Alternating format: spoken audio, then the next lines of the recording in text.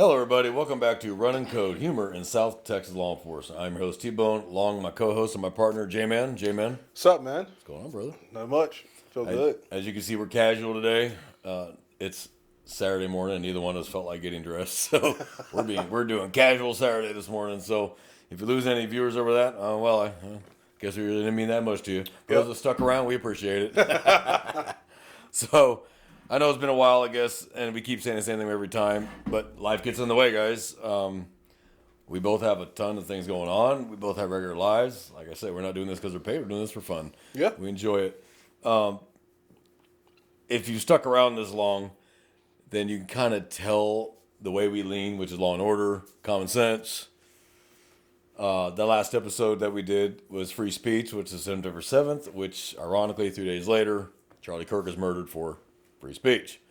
So we're not going to really dive into that. I think enough has been said on that subject. The only thing we're going to say is cops, we do not agree that it's ever okay to use violence for someone's personal beliefs solely because of their personal beliefs. That if you cannot have a honest to God back and forth with somebody you don't disagree with without turning to violence, then it's no longer a society that embraces free speech. I have a problem with that. I may not like the other side's point of view either, but they do not deserve to die for their point of view. So I have a problem with that, and I think any good, solid person, left or right, should have a problem with that.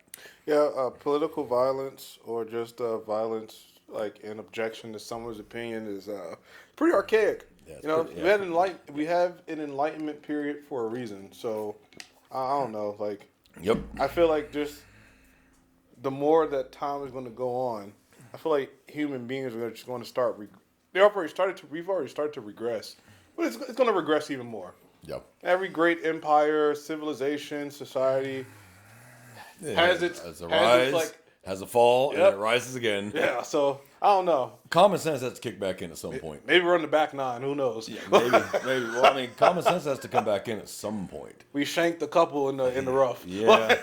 Yeah. Our golf shot's been sucking lately as a society, but hopefully we'll figure it out and realize that's not the way. And then the Irina Zarutska, the little girl that was killed in the subway in North Carolina, was tragic and sad. And he should face the full extent of the law. End of story. That's all I can say.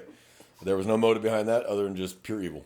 Yeah. That she did not talk to him, nothing. Don't know what that was all about, but he will stand trial like everyone else. Don't gotta like it. It is what it is. Yep. We're not in the medieval society where we just drag someone out and shoot them on the street. That's not how it works. Everyone's entitled to a trial. Right. Everyone gets their fair shot to lie and weasel their way out of a crime they committed. That's what's great about this country. You get your free shot at lying in court. I mean, you don't. Your lawyer does it for you. Because if you notice, the defense lawyer is the one that's not sworn in. So, and I bet you, we started swearing in defense lawyers, you see a change. You'd see a serious change if defense lawyers would start getting disbarred because they lied knowingly. You'd see a change in court proceedings real quick. Oh, yeah. Defense lawyers would be like, yeah, my client did it. You know? But you are entitled to that. And I've heard the saying, and I agree with it because I've been around the world and I've seen it in other countries and on other continents, is we have the worst system except for all the others. Because others, you don't have a right. No, yeah. There is True. no civil rights in the Middle East. There's no civil rights in Asia. You get the rights they tell you have, and that's it. And that's whatever they decide you have that day. And it's funny, I was talking to a Korean police officer who just did not understand South Korean, South right? Korea, yeah, no, Yeah. North Korean. And you talked to South a North Korean police officer? No, South Korean. And he told me he couldn't believe that you could get an entire murder conviction thrown out because the suspect wasn't told he had the right to remain silent. It just boggles their mind in Korea. Like, are you serious? Like, if he admits to it, but he didn't get told he had the right to be quiet, and you let him go? No, he had a serious problem with that. I'm like, yeah, I agree, but that is how our law works. Whether like it or not, if we do our job correctly, then they'll be convicted. Yeah. Because as the saying goes, and I'm an investigator, as the saying goes, there are no perfect crimes, just imperfect investigations. Yeah. I agree with that. You know, but we are also hamstrung in how we can do what we do with probable cause and getting warrants. And if we don't have it, we can't get a warrant, and the evidence goes. I mean, it is what it is. Yeah. And because we don't lie on search warrants, then we just sometimes they get away with it. It sucks, but it is what it is. Lay down, buddy. And that's Jax. For those that don't know Jax yet, that's Jax. He likes to think he's part of the show, and he loves him some J-Man. So he's gonna hang out with us. But we had a message from one of our viewers. I'm going to pull the message out and read it here. And he asked, he had an episode idea for us, and I couldn't really turn him down. He had a request. So this is from I am JR. He said, "How's it going, fellas? I'm more of a consistent listener on Apple Podcasts. I love the show, and I was wondering if you guys could do an in-depth episode on how to be successful in field training as a rookie. I'm 35 years old, and I am an Army veteran, but I have zero experience in law enforcement, and I want to make sure I approach field training with learning and growth mindset." Excellent comment, and that is exactly how you should approach field training. Open growth, open mind. Yep. You are going to mess up. Oh, yeah. That is just how it works. Mm-hmm. So J-Man and I both haven't been through field training. Both of us haven't seen it from both ends, from rookie to old hat, to don't know your ass from your elbow, you think you know what you're doing, to you got a pretty idea what you're doing. Haven't seen it all. No one's ever seen it all. Even the guys who've been on 35 years haven't seen it all. But if you've been on by 35 years, you pretty much know how to handle just about anything or who you can call for questions. Yep. As a rookie, you don't know shit. Let's just be honest. You don't know shit. The academy doesn't teach you how to be a cop. People think the academy's job to teach you how to be a cop. It's not. They can't. They don't have the time for that. Yeah. A police academy has to be 2 damn years to teach you how to be a cop. It would just have to be. Yeah. The longest police academy that I know of in the United States is Texas DPS, which is 7 months. That's the longest one that I know of. Mm-hmm. I think LAPD is 6.5 months. I think NYPD is 6.5 months, something like that. But it's time constraints because of money and time. You don't have the time to do a 2-year-long academy. Right. Germany does. If I recall correctly, German police academy is 2 years. But they do medic training. They do a whole lot more. Mm-hmm. They don't have to do a whole lot of civil rights training because they're still in charge as the cops. That is what it is. I've dealt with German police and I was stationed over there, and they're professional. They are polite and professional, but don't mistake for a minute they're not in charge. They're absolutely in charge. They are the boss, and you're in their country. That's it. So if you go over there as an American citizen running your mouth at German cops thinking they're going to treat you like American cops do, you're going to have a very expensive dental work done, and they're not going to pay for it. That's just how it is. You're in Europe, and people think when they leave the U.S. and they go talk to cops in other countries the way they talk to cops here, thinking they're going to get away with it, and they get a rude awakening, and they want to cry about it. Mm-hmm. Well, did you know where you were? So that's so. But we're going to try and stay on topic today. So J-Man and I have discussed why do you want to be a cop, the process to become a cop, and then things you see once you become a cop. But we actually have not done in a whole episode on just field training and what it requires and how you learn that maybe this job is not for you. Maybe this job is not for everybody. Mm-hmm. And that's okay. Some jobs are not for everybody. Yeah. And I'd rather you bow out gracefully than stick around and get yourself hurt or killed or someone else because of pride or you don't want to be embarrassed. Right. It's not for everybody. I've known guys that have been cops 5 years and say, you know what, this ain't for me. And they leave. And they're successful in whatever else they go to do. They become real estate agents or whatever else they decide to do. And they're successful. Because of the skills they learned in this job. Yep. So that's what we're going to talk about today is field training, how to successfully navigate it, how to deal with some of the things that your field training is going to throw at you, that the job's going to throw at you, because you don't know everything. The job of field training officer is to guide you. His job or her job is to guide you. When we say his, it could be both, male or female, so don't get all offended, guys. I say his, it's his and hers. I'm just going to say his, but it means both. And these days, it could be they, them. So, you've gone through the background check. You passed it. And you now graduated the police academy, whether that's 4 months, 6 months, 7 months, whatever it is. Now you got your gun, you got your badge, you're sworn in. Now you're going to start field training. Now, every agency is different. Our agency, it's a 16-week process. And DPS, it's a 6-month process. I think LAPD is 12 30-day deployment periods. They call them DPs, deployment periods. It's 30 days. And in those 30 days, you'll work all the different shifts, and you'll go to a lot of different parts. You won't just stay in one division. Mm-hmm. It gives you the broad range. And because of LAPD and the way it's geographically set up, you kind of have to do that. Yeah. Us, you're probably going to be first, second, and third shift. More than likely second and third. But if you get an FTO that's really senior, you may be on day shift. I got lucky. My FTOs were really senior, so I had weekends off for almost the whole 16 weeks. It was great. And I got a rude awakening when I finished FTO. You get Tuesday, Wednesday off. I got second shift Tuesday, Wednesday. But I enjoyed it while it lasted. these days we have really young FTOs that have Wednesday, Thursday off, so that's just what you have. Right. It is what it is. So, how to survive it? Your field training officer's job is to throw you curveballs. Their job is to stress you out to see how you handle stress. Their job is to put it nicely, fuck with you. To see, do you handle this? Can you handle this? Can you maintain your composure? Are you going to flip out on your FTO when he says something you don't like? Are you going to flip out on a citizen when they say something you don't like? Because again, they have the right to say, fuck you, pig. You can't sock them in the mouth because they called you a pig. It is what it is, okay? It's words. Who cares? Mm-hmm. So again, going back to free speech. You're free to say what you want. You're not free from the consequences. But fuck you, pig, is not the same thing as I'm going to kill you, pig. Yeah. It's not the same sentence. So FTO is going to throw things at you. The public's going to throw things at you. You're going to see stuff that you may have heard about at the academy, and you, in your mind, oh, that ain't going to happen to me. And then it happens to you, and you're stuck with it. Now, FTOs know you're new. They know that. And if you're in your first month or two, they may step in and help you out. But towards the end, they're pretty much going to be hands off. It's your turn. How do you handle it? Well, because even the first hurdle was just kind of like how you said, you mentioned not snapping or blowing up at your FTO when you got to have a conversation about something you did wrong and they're trying to give you critiquing. So that's one good important thing is having to maintain a relationship with pretty much a stranger that's going to be teaching you in a patrol car for upwards to maybe 14, 16 hours, depending on what type of call you get, and accepting criticism. That's probably one of the most important things in being an FTO is accepting criticism. Because at some point, as you're going through the FTO period, you're going to start to get your own feel, your own groove and swing of things. And it may not be with the same FTO, maybe with a different one, but you still got to be able to accept criticism all the way through because you may have done at this point, let's say 20 disturbance calls, right? Where no one gets arrested and you go about it, handling it this certain way because you found a groove.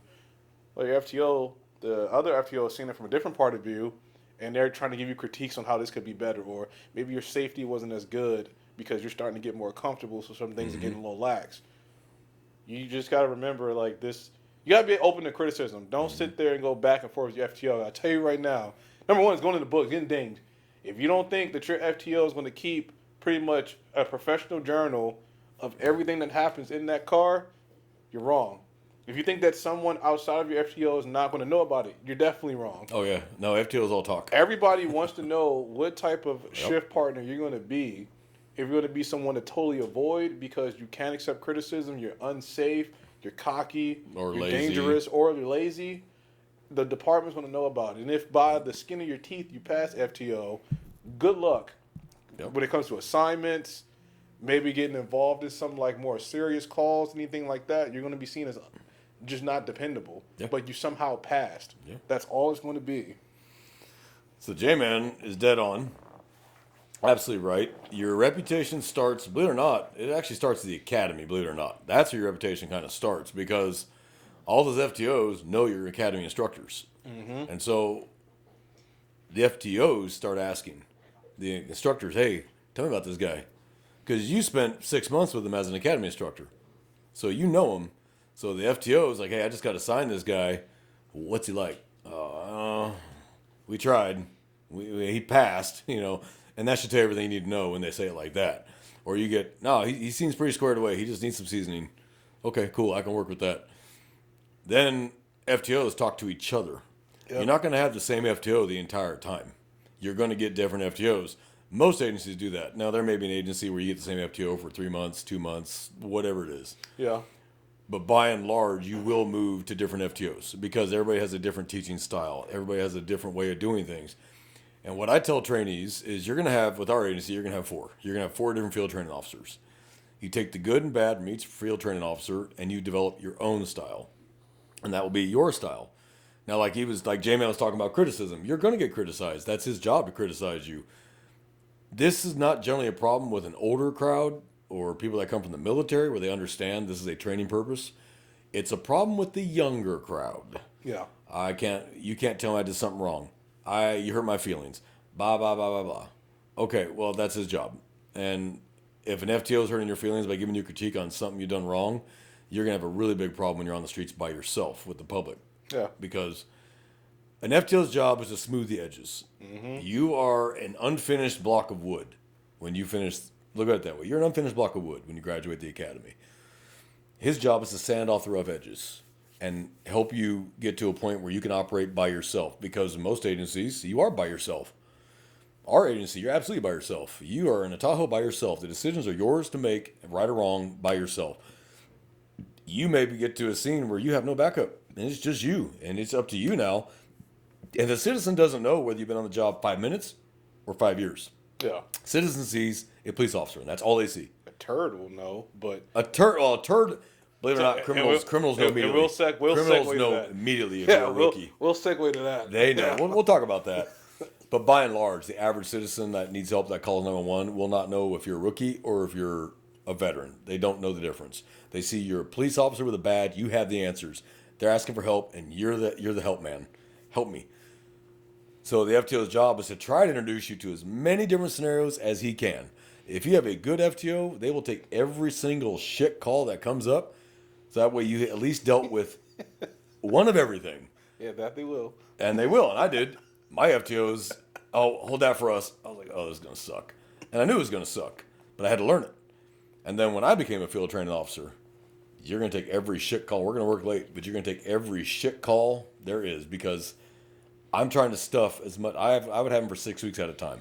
I'm trying to stuff as much knowledge into you as I can in 6 weeks. I'm trying to stuff a year's worth of training into 6 weeks. So we're going to take every shit call possible to get you to that level. My biggest fear as a training officer is, did I miss anything that will get you hurt or killed? That was always my biggest fear. Did I forget something? And that would always bother me. Like, God, I hope I gave him a good enough foundation. Right.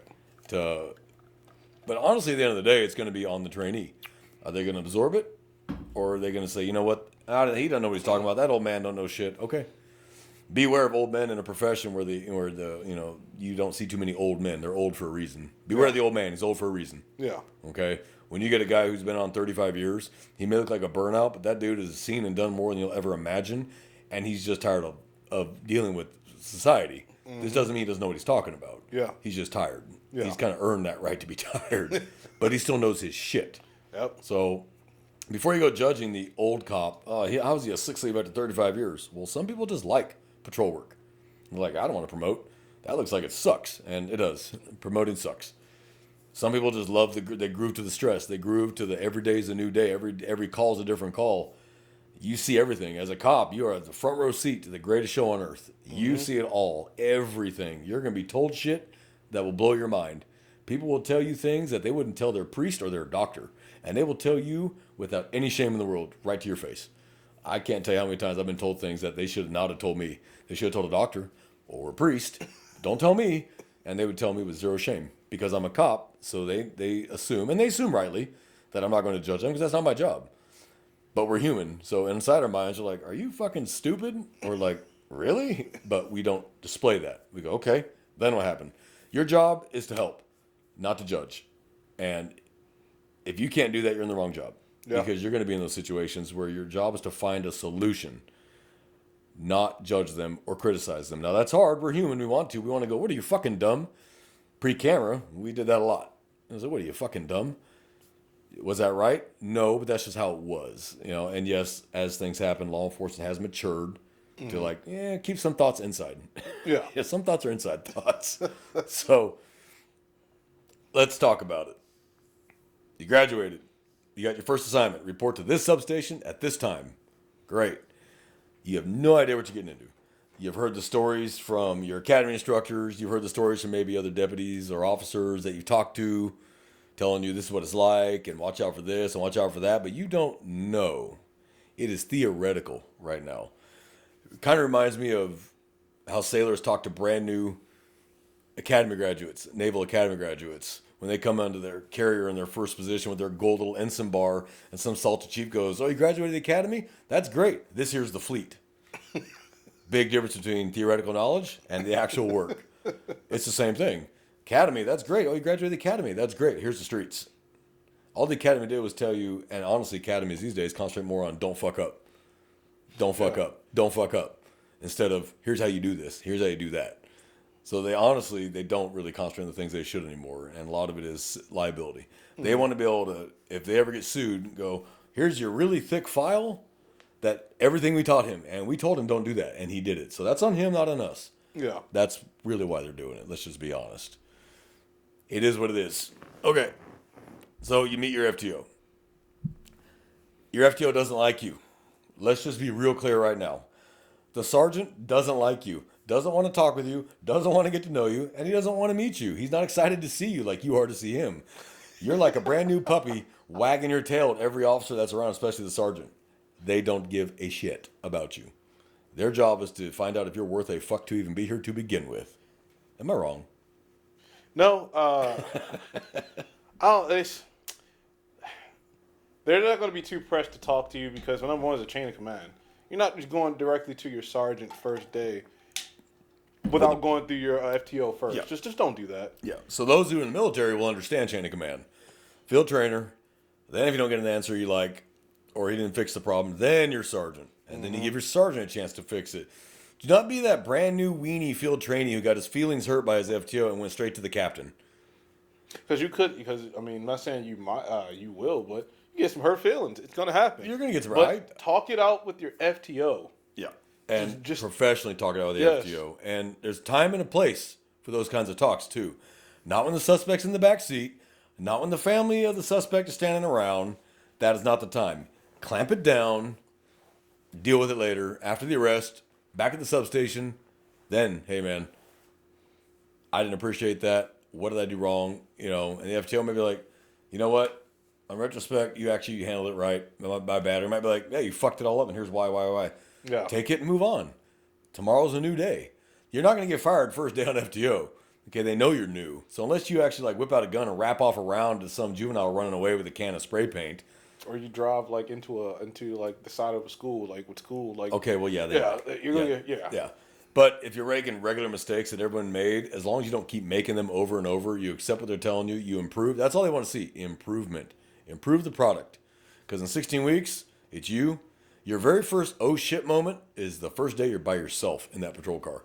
And you're going, oh shit, it is just me. it's real now. It's me. I'm by myself. Now it's, and then dispatch calls you, they're talking to you.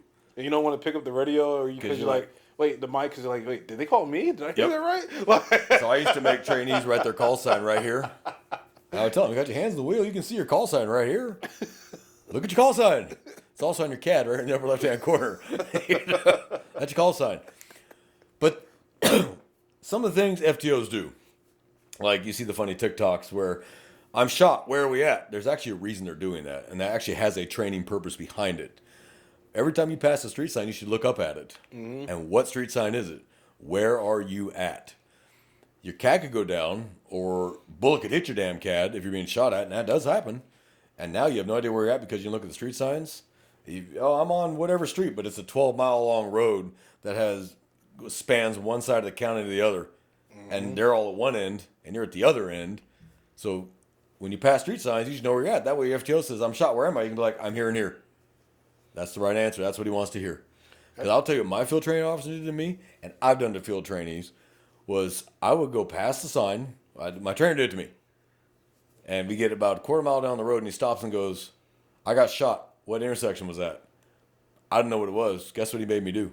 Get out and walk. Get out and run all the way back to that intersection, find out what it was, and run all the way back to him. That only had to happen to me once. It did not happen to me twice. Yeah. So, I learned. Yeah, it's just like always be observant. Like that's the big thing. Be observant. Pay attention. Even when I'm driving, even now, even every turn I make, I look at the street sign and I look at a house number. Yep. And if you do that just routinely as you're driving, so you can say I'm at the 2600 block of Smith Road. Yeah, as you're in the passenger seat, because more than likely, if it's more traditional FTO, you're probably not driving the first phase. It depends on department. It depends. You may drive, you may not drive, but if either way, if you're in the passenger seat or the driver's seat, make sure you always look at the house number, at least the most recent one, and try to remember the street sign. Learn your compass roads, northeast, south, and west. Yeah, I know that was J-Man's problem. I'm proud to say I helped cure him of that. Know what direction you're going and what direction is coming if you make a turn, because if you're in a pursuit, whether it's a foot pursuit or a vehicular pursuit, everybody's coming to help you, but they need to know where you're at. So if you say I'm westbound on Smith Road, and the guy makes it left, well, that is south. So now you're southbound on Andy Road. Now they know exactly where you're at, and they know what direction that suspect's heading. They can start setting up. But if you just say you turn right or left, well, if you were going east and they thought you were going west, is he going north or are you going south? Say south, north, east, west. Know what route you're going. So know what direction you turn, the street, the block number, and the street name, and they can find you. You can put on the radio quick. Foot pursuit, northbound, 26th block of Smith Road from West Road. They know exactly where you're at now, and they're coming. And even if like you still struggle with that, kind of like I did, landmarks help too. Landmark. Well, So if like you're running west on Smith Road, right, and then you make left to go south on Andy, but you don't know that's south, or you just have a brain fart in the foot pursuit because if it's your first one, you go on brain fart. Oh yeah. So you can say, Oh, yeah. Okay, now we're running to I don't know, Carl's Jr. on Andy. Yeah. Well, if anybody is knowing that you turned from Smith Road to Andy, and then there's a Carl's Jr., Now they know more where you're senior at. officers are going to know, okay, we know where that Carl's Jr. is at anyway. Yeah, because looking they're for all the in there. big yellow and red sign with the star and the words Carl's Jr. Yep. Like, so just try to give out something that's a identifiable landmark, something that we can easily spot. Yep. So know where you're at. That's why the FTO will play that game of I just got shot, where am I? It's not that he's trying to fuck with you for fun because he's bored. He's impressing upon you the need to know where you're at all times. Yeah. Situational awareness. We'll pass a car, and my trainer will be like, without looking in the mirror, what color is that car you just passed? Yeah, that There's a sucks. reason behind that. Mm-hmm. But there's a reason. Did you pay attention to traffic around you? Yeah. On a side note, in a patrol vehicle, leave room to maneuver. Don't get right up on cars. At red lights and stop signs, do not get right up on the car's bumper in front of you. Leave room to maneuver. Someone pulls up, going to go to hose you down, you have a way out. Yeah. Try to always leave yourself a way out of any situation in a patrol car. Know where the cars are around you, so if you have to make a sudden movement, you have clear room to move so you don't plow into the car next to you. Right. Not always possible, but do your best. But when you're at a red light, leave 20 feet of space from the car in front of you. Leave that safety gap. Always leave your space. If that guy gets out and starts walking towards you with a gun, I'd rather he was 25 feet from me than 5 feet from me. 25 gives me some room. I either floor the gas and run him over, or I can maybe back up, or it gives me time to get out and get around, or just draw and fire through the windshield. Yeah. I have more options with distance than I do create that distance. So if you already started out with the distance created, you're already ahead of the game. Yep. If you ride him on the bumper, the other car's right behind you, you have nowhere to go. You're stuck in that coffin called a driver's seat. And that cab can easily become the coffin. Yeah. So leave yourself that gap. So guys, hear me, and even experienced officers, we forget this, leave a gap. Leave a safety gap. Trainers should make you learn a map book. These are not always going to be available. If you work some areas that are rural and you lose signal and your CAD doesn't have a GPS and you've never worked that part of town before, you need to learn how to use a map book. If we got some younger listeners, they may not even know what a map is. Okay, map book's really cool. So it's this Well, book just a about- map. You can start with a map. Yeah. It's a really cool picture of all the streets. And then if you go this way, so if it says 256 E3, you go to page 256 E3. Okay, there's the street. In fact, I had to explain that. But you're right. There are people that have no idea what a map book is. I'm just saying. But there are. I feel like when we I'm- get dispatched, our dispatcher, well, like if it's especially an emergency call, dispatcher will actually give the map grid coordinates on the page. So that, just in case, we can flip right to it. Okay, got it. It's right here. Know where you're at, know how to get there. Best way I did it, and this is just a way, not the way, but just the way I did it, was I had a picture in my head of my area. So I know kind of where I'm at in that area, what streets, what are the major roads that intersect. Because we still do it. You know, what are the major cross streets? So Yeah. it's Smith and Andy is a major cross street. Great. Now I know where that's at in relation to where I'm at. So I just know I need to start heading west. And eventually I'll hit Smith or Andy. I'll hit one of the two. You know, and my trainers always told me, when you get on your own, go get lost. That's how Yeah. you learn your area. Go Yeah. get lost. Just go start driving through your area. Take the side streets. What streets cut through to where? What streets dead end? Start getting lost. Learn where your trailer parks are at. Learn where your parks are at. Learn where all this stuff is at. Just get lost. Learn it. And that's the best way to learn it, is to get lost in it. Mm-hmm. Just go up and down the streets. And you'll be able to pick out your shithead houses real quick too. Like, Yeah. oh, okay, keep an eye on that house. You know, nice house, manicured yard, shit house. Okay, that's probably drugs. No. Just pay attention. Now you know where that house is at. Look at the address. Go, okay. Go look at the priors to that address. See what you got. Hey. Okay, well, there you go. You just learned something. So, FTOs are supposed to screw with you. That's their job. Their job is to make life hard. Their job is to stress you out. Their job is to try to piss you off. That's their job. Now, their job is also to document good and bad. I would document both. Did a great job today doing this. Today, not so much did this. That's their job because they have to, one, cover their ass. Two, they're covering their agency's ass. Because one thing you're going to find out, and you're going to see this yourself when you get out there and you get a couple years, 3, 4 years, 5 years, whatever, you start getting cocky and you're going to see guys pass FTO that shouldn't have. And then you're going to ask the trainers, well, didn't you write it down? Oh, yeah, we all 4 of us wrote down, hell no, but we got overrode. But they're covered. Yeah. No, I put down he's unsafe or does not pay attention to his surroundings or still cannot navigate or can't drive safely, whatever it might be. And driving safely is a big one. Yeah. That's a big one because that's a 6,000-pound Tahoe. Mm-hmm. That can cause a lot of damage real quick. And people are going to see the side of that vehicle, whether it says sheriff, police, state police, whatever it says, they see dollar signs. Just replace every word with a dollar sign or every letter with a dollar sign because that's all they see. And the smartest thing I ever heard, every bullet in your gun is insured up to $5 million. Yeah. Every round of that weapon is insured to $5 million.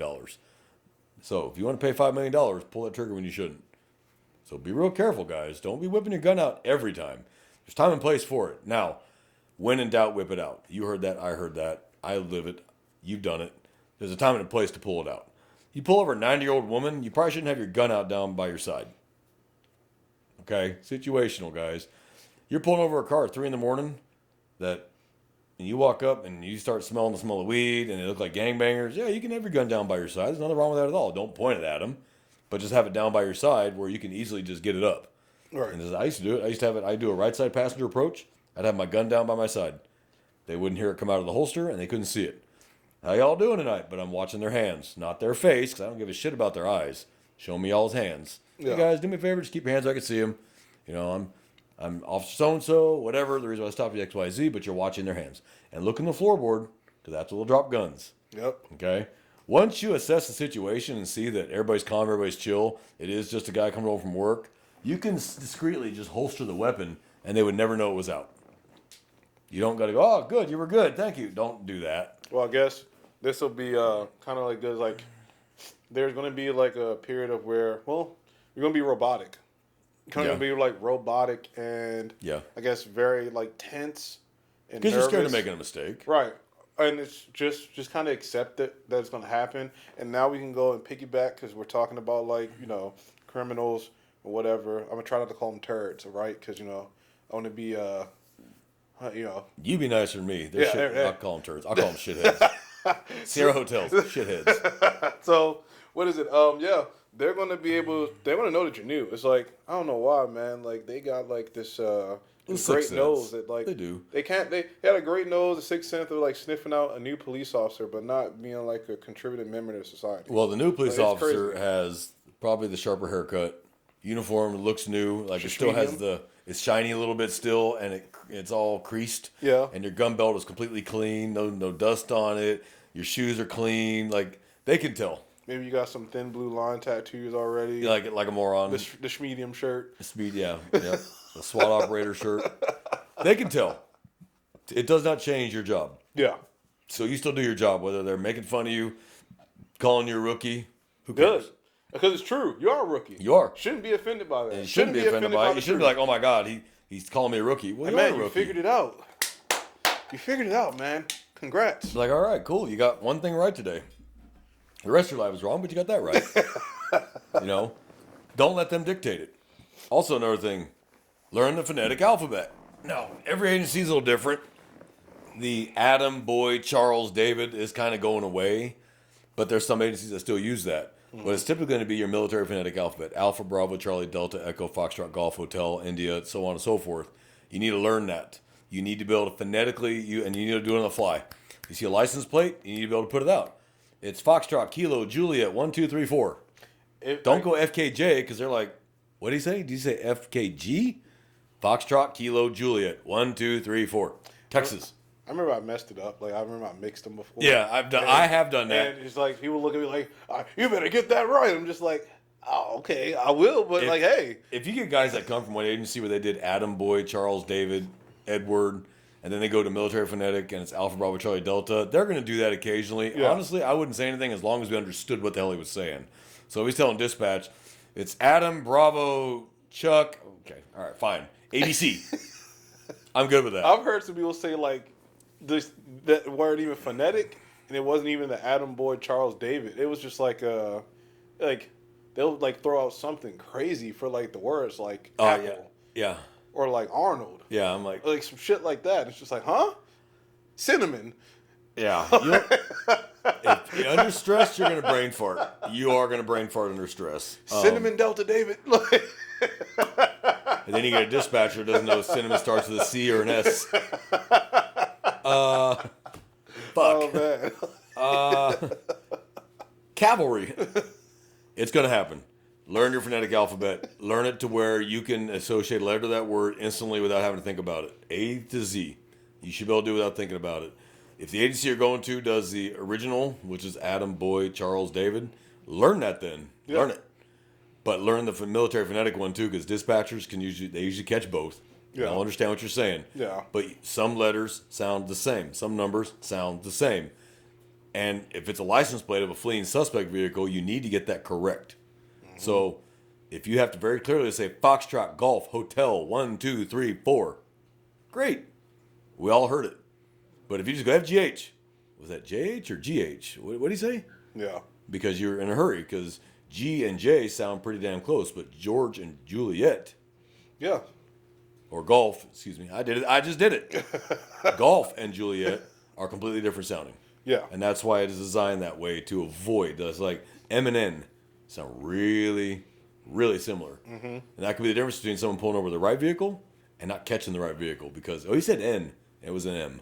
Yeah. Like, son of a bitch. Mm-hmm. So, Mike, November, say that. Yeah. So learn your phonetics. Learn your compass rose. You're not going to like your FTOs, all of them. You're just not going to. It's going to be personality conflicts. Because nothing says you have to like them. Yeah. You have to listen to them, and you do have to do what they tell you to do, unless it's just, remember, you don't follow illegal or immoral orders. Other than that, you do what they tell you to do. And you won't be with them forever. Yeah, and this is just I don't know, because I mean, we're humans. We're not infallible. You're gonna run into bad FTOs, like the ones that shouldn't be FTOs. Yeah. And they don't even want to be an FTO, but whether it's just they don't, department doesn't have enough FTOs, low manning, the extra pay. Maybe some people are off vacation and they got to saddle up and do something they don't want to do. So just know, like, you're gonna run into it. I'm sorry, not you're going to. You can run into a bad one. Yeah. I'm not gonna say it's just gonna be like this absolute thing. And there are some that are burnouts. You can run into a bad one. And there are some that are burnouts. They're tired. They're worn out. Mm-hmm. It's not that they don't love the job anymore. It's just they're tired. Yeah. And so they may not give it their all.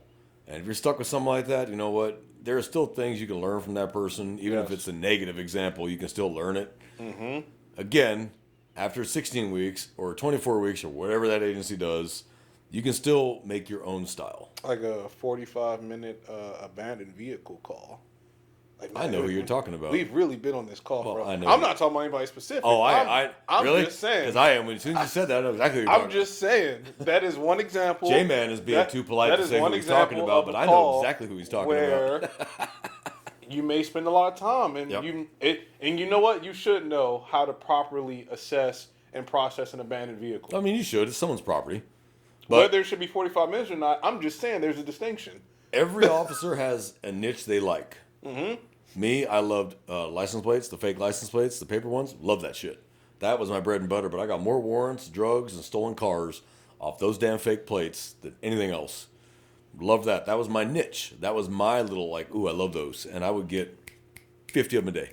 Yeah. And down here in South Texas, they're everywhere. Yeah. They finally kind of started going away with that. Yeah. But I started teaching that at our academies because I was teaching the cadets, like, hey, you get a lot of good stuff off these plates. Like, it's not a chicken shit traffic stop. Mm-hmm. Timothy McVeigh was captured from a chicken shit traffic stop, so to speak. Chicken shit. It ain't chicken shit at all. There is no such thing as an innocent traffic stop. And do not ever get in your mind that traffic stops are safe, because they are some of the most dangerous things you ever do besides domestic violence. It's a traffic stop. You are walking up on an unknown vehicle with an unknown person, whether they're armed or not, you have no idea. They could have been coming from just committing a crime. They think you know that. You have no idea. You're going to give them a ticket because they ran the stop sign, not wondering why did they run the stop sign. So traffic stops and domestic violence calls are the two most dangerous things you're going to do. Yeah. Learn safety. Treat everything safe first. The old saying, be polite, but have a plan to kill everyone in the room. It does apply in law enforcement. We're not saying want to kill everybody in the room, but have a plan to if it came to that. So when you walk up on a car, you have to consider your factors. Driver's side approach, passenger side approach. Is this a great place? Should I get in the PA and tell them to move to the gas station? What is safest for you? We don't put ourselves in danger if we don't have to unnecessarily. Yeah. You're going to get comfortable on the side of the highway. Like, we walk around on highways and when we're whizzing traffic, I'm not even thinking about it because we're so used to it. Is it safe? Hell no. No. But we're so used to it, we just don't even think about it. Like, I was a traffic officer. I was used to standing on the side of the highway with cars going by me at 80, didn't even blink. I remember I made a traffic stop, and this person pulls over in I can't remember the official term for it, but it's pretty much the triangle. Yeah, between the on-ramp and the highway. Yeah. They Horrible stop place. They stop right there. Horrible place. And it just, you imagine, I got, because they stopped in the triangle right on the entrance ramp. So I got the traffic on the entrance ramp. They're trying to get up the highway speeds. I had to position my vehicle somewhere, in a way to where I'm not obstructing the number 2 lane, but I'm also kind of like giving myself cover in case I get struck from behind or from the side. It's awful place. Yep. But you're right. You just gotta be. If you can't make them move, because sometimes they can't hear you. Like, you can get on the PA, move your car off the road.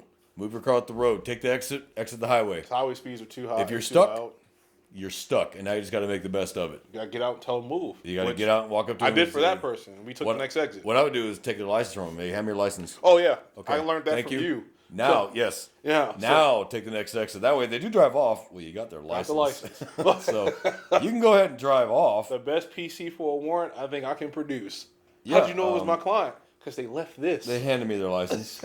And the picture matched their face. So, yeah, do that. Take something from them that they're going to want back. Yep. Don't ask for their phone because they're not going to give it to you. Oh, yeah. You need a warrant to go do that. So, Yeah. I'll tell you right now, the biggest fights are not from taking their wallet, not from taking their keys, not from taking their money out of their pocket. You go take their phone out of their hand and the fight is on. Oh, yeah. For some reason, people are entitled to, I can have this with me at all times. Not when you're in custody. So I'm going to tell an embarrassing story about my field training, and I want you to tell an embarrassing one. Because I don't mind telling my mistakes, because that's how you learn. I will tell you my mistake, we'll all laugh about it, but you listen and went, okay. I have no problem with that. Because my screw up is your learning lesson. And I didn't do it again. I'll tell you that right now. It was my first domestic violence arrest. I was proud of myself. Hell yeah, I got this mother. And he had boxed her up good. So I was like, hell yeah, I was feeling good about it. I didn't think to take this from him. I was like, it's not a gun. Who gives a shit? It's his phone. I don't care. What does he do from the backseat with his, do you think he did? J-Man, in your experience, what do you think he did with his phone from the backseat? They either do they live stream it or they call somebody. They called 911. Oh, yeah. So my arrest, he did not agree with his arrest because he thought I should arrest his wife. So he calls 911 to report a false arrest. Nothing more embarrassing than the dispatcher coming over the entire primary channel telling me that my AP is calling 911 from the back seat of my Tahoe. That's embarrassing. I yanked that door open, give me that fucking phone. And then I charged him with abuse of the 911 system. Because he didn't have an actual emergency. And he's wasting their time. If he called non-emergency, I wouldn't have a crime. But he called 911. But that's embarrassing. And I learned, don't let them have their phone. Once they're in the back of their car in the cuffs, you take their phone from them. You cannot go through it. Do not even, let's see if it's unlocked. Oh, he left it unlocked. Don't even think about doing that. You need a warrant for that or his consent. But you can take their iWatch or their smartwatch because they can still use that to communicate. Yep. So take the iWatch, take this, put it on the hood where it's visible, or put it in an evidence baggie, whatever you got to do, but do not go through this phone under any circumstances. Do not go through this phone without a warrant or consent. I'm telling you, you can get in a lot of deep trouble. Yep. real fast doing that. So just take it from them. Don't go through it. There's only a few exigent circumstances where you can without a warrant and without consent. Those are so incredibly rare that they're not even really worth bringing up because someone's going to tell you. Yeah. So a detective's going to say, hey, go through it now. Make sure you document who told you to do that. Obviously, there's cuff. It's cuff, then search. Period. I don't know where this came from. We search, then cuff. It's cuff, then search. And there's a reason for that. Because you will know, you'll learn quickly as you start doing it. When people start turning away from you as you're trying to search their right side, and say they got some in their pocket, they will try to turn away from you as you're trying to search their side because they're trying to keep it from you. If you haven't cuffed their hands, they get a hand down there quick. It could be a knife or a gun coming out to hurt you. Mm-hmm. Yep. Cuff them first, because cuffs can always come off. Cuff them first, then search them, then place them in the car or whatever. Sit them on the ground, whatever you got to do. We are always at the advantage. We always have the advantage. We don't give the advantage to the enemy. We have the advantage. Sit down, cross your ankles. I found this wasn't my traffic stop. I was assisting on another traffic stop.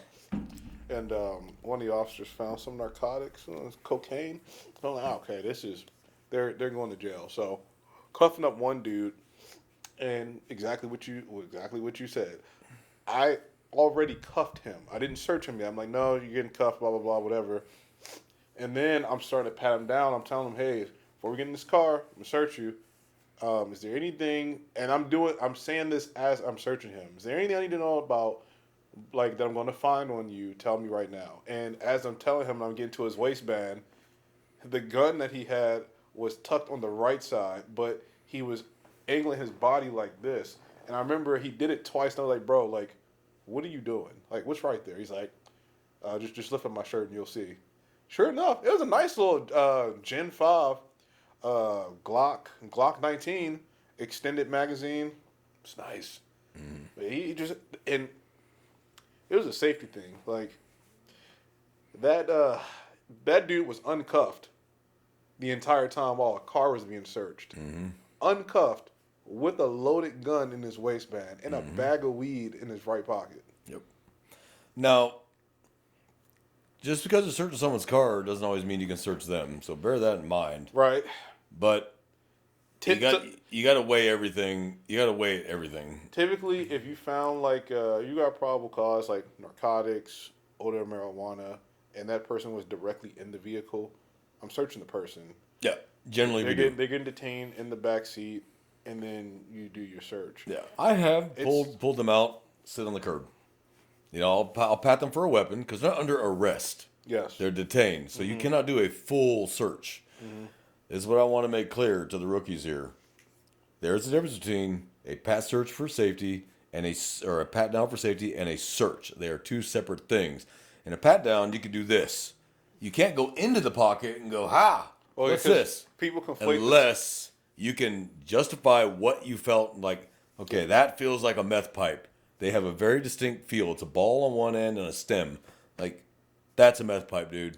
Yeah. But if you just feel something, you can't just yank it out of their pocket. I think people sometimes the terms get conflated by, they call it pat search, which I don't like that term, pat down. It's not a pat search. You're looking for anything that can hurt you.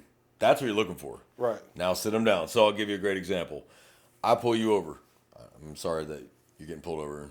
You're a black guy, and that's why I'm pulling you over. I've been pulled over before. That's what you'll say. I mean, I've been pulled over before. Like, But I pulled you over. I run you. You have an out-of-county warrant. I can absolutely detain you, 100%, because I got to get this warrant confirmed. So I cuff him. I pat him down for a weapon, for something that can hurt me. That's it. yeah. I cannot search him because he's not under arrest yet. Yep. The warrant has not been confirmed. Yeah. So while I'm waiting for dispatch to confirm the warrant with the other county, like, do we want him, yes or no? Will you transport him, yes or no? I can pat him down for a weapon. That is it. I cannot go into his pockets unless I can feel the weapon. Yeah. So if I don't feel a knife or a gun or anything that could hurt me, that's it. Have him have a seat. You can put him in the car. He doesn't have a weapon. Put him in the car. Then the dispatcher comes back and says they don't want him. That's the end of that. Yeah. Pull And him that back does out. happen. After COVID, And it does. And after COVID, it's more common than Yeah. not. It really was. Some agencies are like, we're not going to come all the way up here to get him. Let him go. You can't search him now. the warrant is not confirmed. He's not in custody unless you have an on-site arrest to go with it. Now he's in custody. Search him. So if the warrant's confirmed, now you pull him back out of the vehicle and now you search him. Do not forget to do that, because then you get down to the jail and you're going to get yourself embarrassed when they walk in and they're searching. They find the big bag of coke or the big bag of meth. And they're going to be like, "Did you search him?" No, you did the pat down and thought that was it. Nope, pull him back out of the vehicle and search him thoroughly. Take his shoes off, take his socks off, have him pull out his pockets, feel his crotch. It is not a gay thing. They will hide shit down there by their testicles because they know most men aren't going to fondle another man's junk. That's where they will hide guns. That's where they will hide knives. That's where they will hide drugs. Oh, yeah. So all of a sudden you can be like feeling 3 balls. Okay, what's the third nut? That's the bag of coke. Because they're expecting you, and what they'll do is they will wiggle away from you. Oh, why are you touching me? Why are you touching me there? You've seen it. I know you've seen it. Cops, or I don't know if it was cops or live PD, but it was like one of the ones like, "What are you doing?" Because the guy had like, he had some weed like right near I guess his anus. Mm-hmm. He's like, the deputy's like, "I'm getting drugs out of his butt." That's right. That's right. But they'll try to throw you off. But the suspect will try to throw you off. Go, "What are you, gay? What are you touching me there? What are you touching me there for?" And then you pull out the drugs and they get real quiet. Yeah. They were hoping to throw you off. Where you'd be like, "No, I'm not gay." And they're like, "Haha, I got away with it." Yeah. Don't let that fool you. Now, on that note of searching, yes, you can search a female if you're a male officer. Follow departmental policy. Follow departmental policy and make sure you do it on camera, right in front of the dash camera. So there was times when I had to. There was no female officer available. I don't have a choice. I'm not sticking my hand down her pants. That's not going to happen. If they're wearing skin-tight yoga pants, I don't see a weapon. You know what? Nothing Whatever there. they got in there, they got. Yep. And we'll find it at the jail when a female searches her, and that's not going to be my problem. And I can articulate why I didn't. She's a female. I'm not sticking my hand down her pants. Nope. But if she's wearing baggy clothing, put her in front of the camera. You can squeeze the clothing. Do not squeeze their breasts. Pull the jacket away and squeeze it. It's very clear what you're doing. When you have to search around the breast area, put the back of your hands on camera to where it's visible and tell them I'm gonna feel around your bra with the back of my hands. Do it on camera. Stand right in front of the dash camera and that's all you're feeling for. Okay? Once you establish I have a weapon, throw them in the car and that's it. Don't go any further than that. Don't ruin your career over it. Try to get a female officer first if you can. Don't do that as your go-to first. Try the female officer route first. Doesn't have to be your agency. You call dispatch and say, "Is there any available female officer in my area?" Don't care what agency. Don't care. Yeah. Just send them over here. And that officer will never have a problem doing it. I've never seen an officer throw a fit. I've had other agency females show up. "Hey, can you just search her for me?" "Appreciate it. Sorry." And I do tell them sorry. But I don't have a choice. Yeah. And I pulled over a woman that I didn't thoroughly search her because I wasn't going to. There's just no way I was going to. But the female officer found the gun in her crotch. Yeah, great. But if I'd have stuck my hands down there, that would have been a problem. Yeah. So it's all situational. Can you articulate and justify what you did and why you did it? If you can see the outline of a gun, pull the gun out. It is what it is. Pull the gun out, justify, "I saw the outline of the gun in her yoga pants. I removed the firearm." You're going to be okay. It is what it is. Mm-hmm. You don't have to wait for a female officer to get there. Get the gun away from the suspect immediately. Because these little girls are cuffs, man. They'll slip them in the front. Ooh, some of these girls are so tiny you can't cuff them. Yeah. Unless you have female cuffs that actually have a smaller latch. They Yeah. pop them right out. I've had female where I was like, "Look, just keep your hands in your lap." I couldn't cuff them. Their hands were so small I couldn't cuff them. I'm just like, well, I didn't have my riot cuffs, so I had to just use riot cuffs. Yeah. I'm like, well, put your hands right here and don't move. And then I had to document why I didn't handcuff them, because our policy clearly states you will handcuff all prisoners. If they're females and they're pregnant, cuff in front.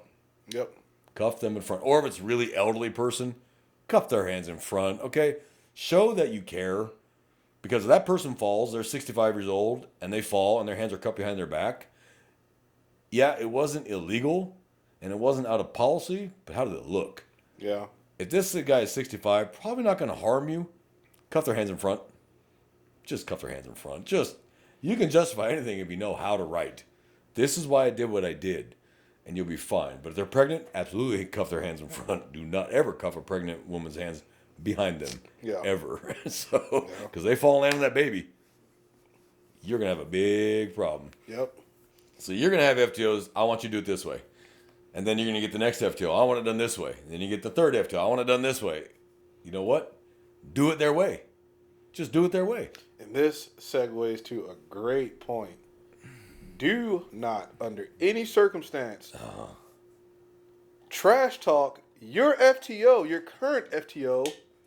I'm sorry, no, trash talk your previous FTO to your current FTO, because there may not be something that you agreed with that the previous FTO did, but you think you're going to, like, you know, get one up on them because you weren't able to during the entire time you were with them, but you're going to do it while you're with the other one. And if that FTO is smart, they're going to laugh and joke around with you. Ha, ha, ha. Yeah. They're going to document it. Yep, and then as soon as And then they're going to... Hey, Chuck. Yeah. And This dude called you an asshole. then you're going to be in for it. You're going to be in for it because now everybody knows that you don't... Number one, you're unprofessional because you shouldn't be... While you're in... You just shouldn't do it in general. Yeah. You shouldn't be talking behind It's not a somebody's good look. back. If you have a problem with It's not a somebody, good look. address that individual to their face. So no one can ever accuse you about being some backstabbing asshole. But don't do it while you're in training. Because you can get fired for anything while you're on probation. It's a policy violation.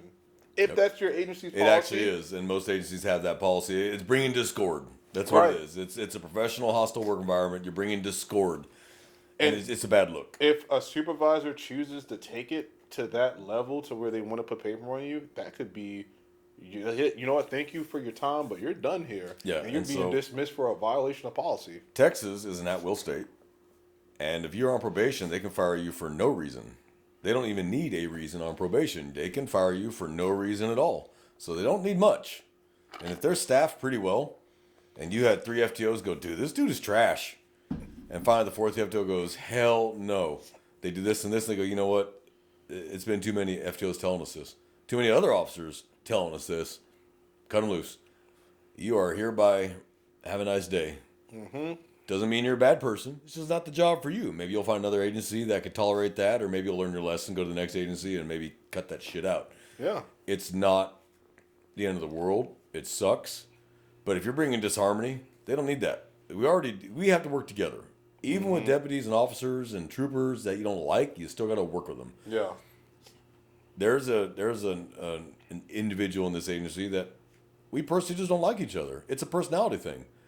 But he's sharp. He knows his job. He does his job. He's good backup, and he's not lazy. I can work with him. Yeah. We're not going to be friends. We're never going to go to each other's barbecues. But if I need help, he'll be there to help me. Yeah. That's all I ask for. This is your job. It is not your life. Do not let this job overwhelm you and become your entire life. And it can happen, like anything new, like in You're so excited. Career. You're at roll call 2 hours early, and you listen to your radio off duty. And learn early. I've done it. Yeah, I did it too in the very beginning. I Because don't do it no more. now here's what I told. When I'm home, I'm off. I'm off, baby. I'm But not here doing is what I nothing. told cadets: as soon as you issued your radio, start listening to it. To get that radio ear. Learn radio ears. What is called radio ear? Because first time you go to hear the radio, you're like, what the hell did she say? What'd they say? After a year, it's like clockwork. You can understand it and hear it, but you have to develop it. So the earlier you can develop it, the better you're going to be. Some people sound like they're speaking that alien language on the radio. Oh, you got the ones that deep throat the radio. You got the ones with a super thick accent, and then when they're stressed, the accent's even thicker, and you can't understand a word. And I know you know which officer I'm talking about. I know you know who I'm talking about. Not a bad officer. Just when they get excited, the accent gets really thick, and it's hard to understand them. And you got to tell them on the radio, slow down, because I can't understand you. They're not bad officers. They just get excited. Yeah. But don't run out, slap a blue line sticker on the back of your lifted Dodge Ram 1500. Don't sleeve yourself out blue line flag on your arm. Oh, yeah, we should. Don't wear the blue line Oakleys. Don't sheepdog and I hunt what you fear. Stop. Yeah, good point. Finances when you're like a brand new officer on FTO, we're gonna know like by your mannerisms, by your uniform, your boots, the gear, and the car you drive. Because all of a sudden, all through the academy, you may be driving like an older car. You got a hoopty. You graduated the academy, you got a brand new Hellcat. Hellcat. As much, but you finally get that whether that police officer 1, deputy 1 pay, however the agency has a step grade, and you show up with a brand new like Ram TRX, or a Hellcat, you show up with a Chevy Camaro, like. You show up with that, just obviously like, oh man, he or she's throwing their money away right now. Yeah, because you don't know what you're going to keep this job. Yeah. You may not be in this job a week from now. You may have screwed up. And now you got this $1,200 truck payment, and you get the blue line. You know, here's the thing. You're making yourself a target. I mean, it's a good quote, but it's just funny. You get the ones that wear the 511 pants, the I Hunt What You Fear t-shirt, the appendix carry, but the skin tight shirts, you can see the gun that they think is hidden. It's not hidden. We can all see it. You just look like an idiot. You wear all that and then tell your girlfriend, don't tell people I'm a cop, honey. Off duty, you can't tell I'm a cop. I don't want anyone to know it. I don't have the stickers on my vehicle. My gun is completely invincible. You can't see it. I don't wear clothing that exposes it. I don't even act like a cop off duty. In fact, if people go, you a cop, man? I'm like, man, fuck the police. I don't want them knowing. Yeah. Because it's not their business. Because as soon as you become identified as a cop, you become identified as a target. Mm-hmm. You're a target. And now your family you're with is also a target. Yeah. So, you know what? This is a job. Okay? People don't get off work at Costco, wear their Costco shirt and walk around and go, I work at Costco. It's their job. They get off work, they go home. Guys, don't let this job consume you. Have hobbies. Golf, baseball, basketball, shooting, whatever the hell it is. Have hobbies. This job should interfere with your hobbies. It really should. Because you're going to do this job and you're going to give it everything you have for 30 years or 35 years or 20 years or 25. How many you decide to do? And then you're going to retire and all of a sudden you have nothing. Mm-hmm. And you'll die of a heart attack within 3 to 5 years of retirement because you just dead stopped. Whereas, like J-Man and I, we got hobbies. We do all sorts of crap outside of work because this is just a job. I love my job. If I got fired tomorrow, I'd find another job. Yeah. It is what it is. Now, it may not be what I want right away, but it's a job and it pays the bills. And believe it or not, as a cop, you are very marketable. Look at all the different jobs you know how to do. Mental health, career counseling, therapy. I mean, you have so many different titles as one job. You have all these jobs you can do. Jobs love cops. Yeah. Because of how flexible you are, adaptable you are, calm in chaos. You can handle chaos. Yeah. As a cop, you are a professional chaos wrangler. That is what you do. You get to a scene where everyone's losing their shit, and you walk in and take control. Mm-hmm. And start, I need this to get on the radio. I need this. You're telling everyone, I need you to shut. Hey, next unit coming, shut down that intersection. Next unit come from the west, shut down intersection. Go and start EMS, tell them to come from the west. Get on it. Now, is this going to happen overnight? No. You learn this skill. Yeah. The first time you keep on the radio, you are going to be like, I know I was. I was like, I didn't know what I was going to say. And then I was like, to Charlie 11. After you hear Charlie 11, it's a skill. It's you just learn it. And, the first time that, like, you want to give your report on the radio, nobody wants to hear you talk on the radio. I'll tell you that right now. Shut up. On the radio, less is more. Shut the fuck up. Because you're tying up the damn radio with your report and everybody else trying to key up. I need a case number. I got one running. Whatever the hell it is. And you're sitting there. And then the suspect went over here and then he went over here. And everybody's like, shut the hell up. And if you're a rookie, I'm not saying I'll do it. I'm just saying I have done it. I will either finally have dispatch do the override or I'll send a CAD message. Shut the fuck up. Because you have 25 officers now all trying to key the fuck up. One's got one fighting him. One's got one running. And you're sitting there giving your fucking report over an abandoned vehicle over the radio. With radio traffic, you want your dispatchers to like you? Shut up. You want your dispatchers to give you good calls? Shut up. Now, let's talk about dispatchers for a minute. The dispatcher works for you. However, if you want to have a good night, be polite to your dispatchers. Yeah. Because they can make your life fucking miserable. Yes, they work for you, but they all are kind of under the impression you work for them. And you know what? It's best to let them have that and just help them out. Because ultimately, when you're on the way to the substation and that shit call comes out and you're on the way to the sub, and somehow they always know when you have plans after work, they'll be like, to Charlie 31, can you take that violence in progress? You're like, son of a bitch. And you're stuck with it. Because you can't say, negative, I'm out of service. No, you're not. No, you're not. I'm 42. Nope, I'm good. So don't do that. Oh, Just man. Help out your dispatchers. Be polite to them. I'm not saying kiss their ass. Be polite. Okay? The other note on dispatchers, leave them alone.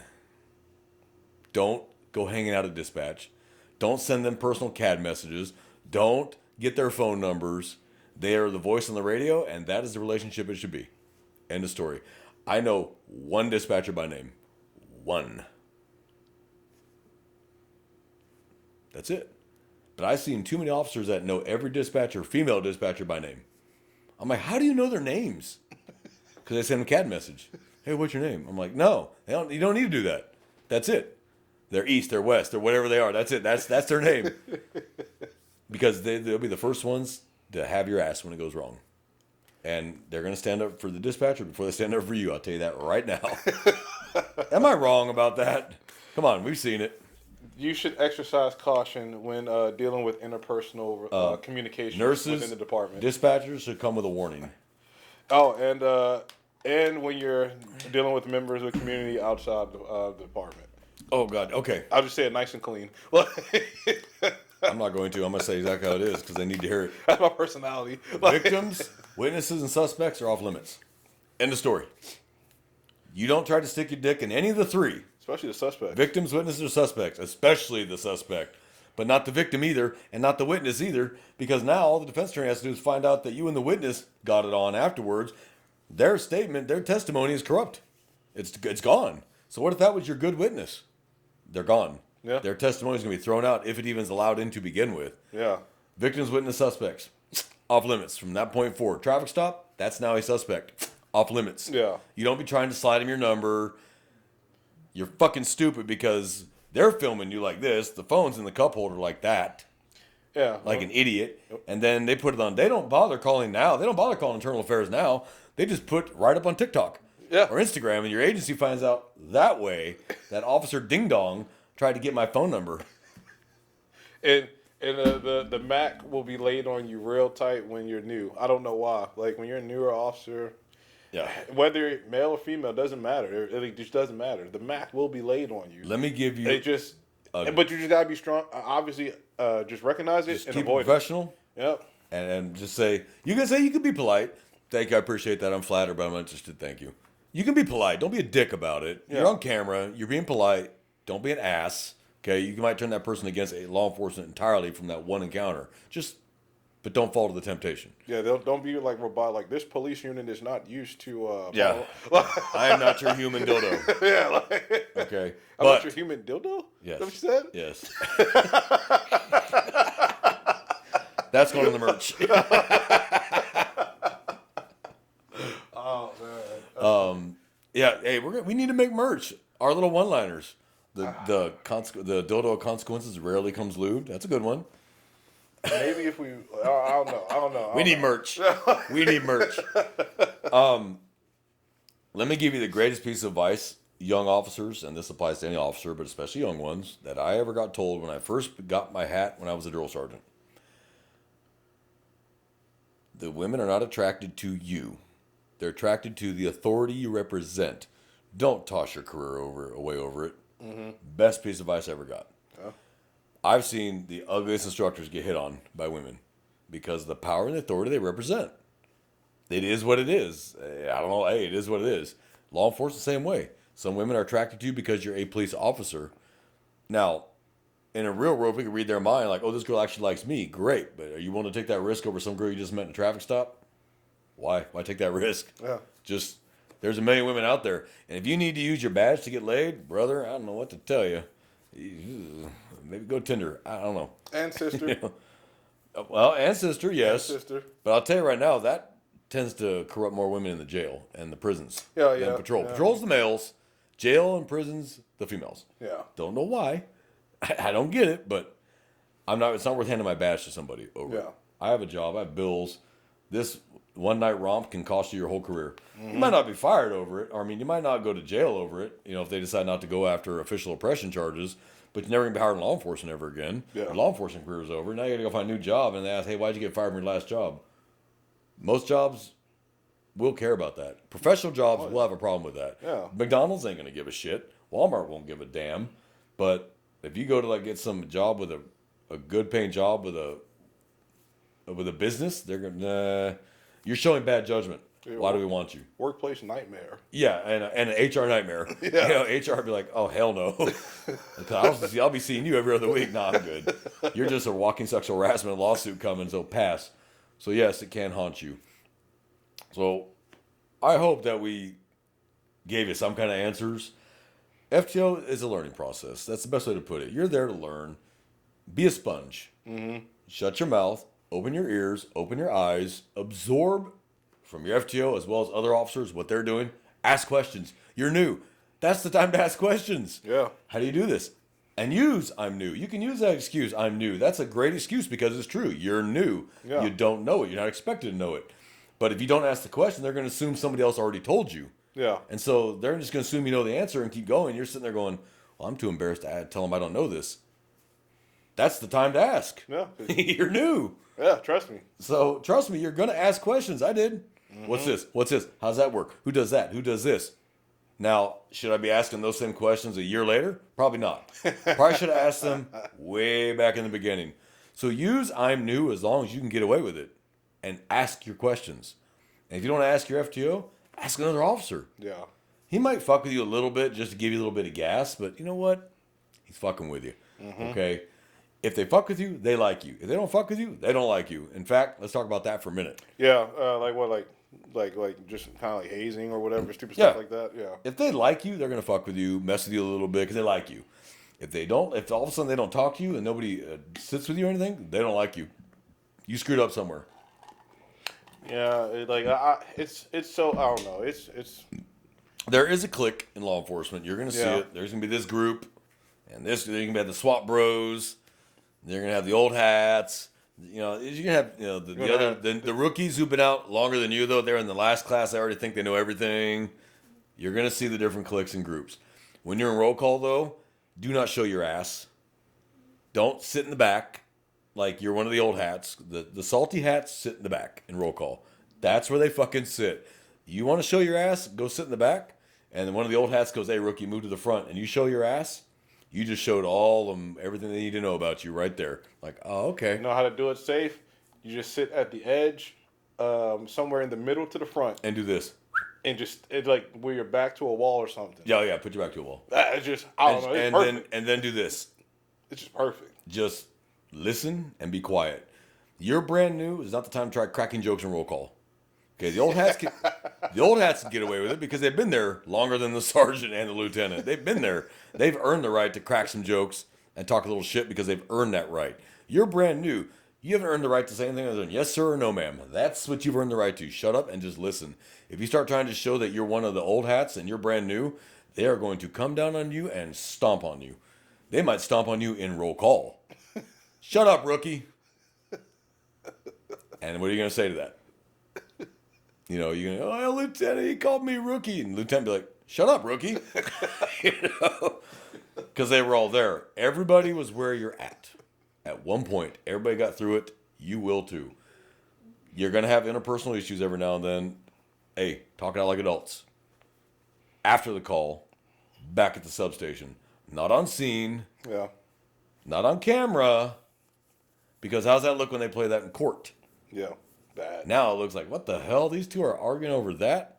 Looks bad. The family of the victim's like, what kind of unprofessional ding-dongs do we have here? And bad impression to the jury, too. Yeah, the jury's like, these are unprofessional assholes. Mm-hmm. So all the defense attorney has to do is make it look uncredible, or that you're not credible, and then play that on top of it, and the jury's like, oh, these guys are idiots. Mm-hmm. So the defense attorney's right. These officers have no clue what they're doing. It's a bad look. Clamp your mouth, deal with it. Now, like I've said before, the guys who are veterans are going to have far less problems. They understand this. They've been through basic training. It's the same process. The instructor didn't hate you personally. He had a job. His job was to train you. His job was not to be your friend. His job was to train you. Yeah. Once you graduated, nice to meet you. Mm-hmm. That's how I do my trainees. I didn't shake your hand after you graduated. Now you graduated. When I'm shipping you out to your first duty station, then I will shake your hand. Welcome to the Air Force. Now you've earned it. Kind of crazy. Like, it's, I don't know. I just think it's just out of sight, out of mind. I want to make less of an, like, I want to just be as least notable as possible. I just want to fall in with everybody else. Yeah. But if you do get noticed, you want to be noticed for the positive. For the good thing. Hard charger. hardworking, not afraid to ask questions, not afraid to get his hands dirty, not afraid to jump in and ask if anyone needs help. Be that guy. Pull up to the scene. Hey, what do you need? Hey, can you do the inventory on that car? I got you. And you go do the inventory on that car. Yeah, like just That's the guy right there. Like, hell yeah. yeah, showing up to a scene to just kind of like get the cheese mail, whatever, but you're not trying to help. Yeah, we don't want that. I Go don't got back to time for that. service, man. But you know what I used to start doing? Hey, since you inserted yourself into my scene, I need a report from you. Oh yeah, that's real quick. No, Let me I'm tell you- good. Let I'm me tell you, good. that's the last time they're going to show up without actually being called. If the looky-loos show up, hey, I need you to sign him in the crime scene log. Oh, no. Too late, you're here. I gotta do a supplement. Yeah. Now you got to write a report. And let me tell you, nothing scares an officer faster away than a report. It is what it is. But if you show up, hey, man, what do you need help with? Hey, can you shut down that road? Can you put out some flares? Can you do the inventory on this car? Hey, cuff that guy over there. Great, you're there to help. Bear in mind that when you show up to help, you may end up getting involved. You may end up having to write reports too. But you know what? We all work together. Yeah. Okay, at the end of the day, you work together. And your square partner may not be someone you like working with. Just shut up and work with it. Just Yeah. deal with it. Yeah. The shift ends, you go home.